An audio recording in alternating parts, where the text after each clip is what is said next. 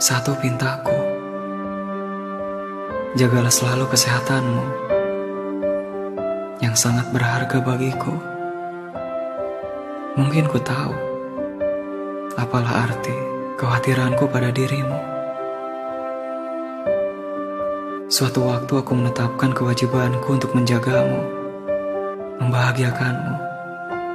Tapi aku tidak dapat mendapatkan hakku, karena kamu bukan aku.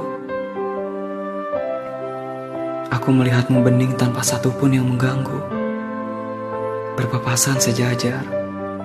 Kau melihatku, nampak seperti melihat kaca tebal yang buram.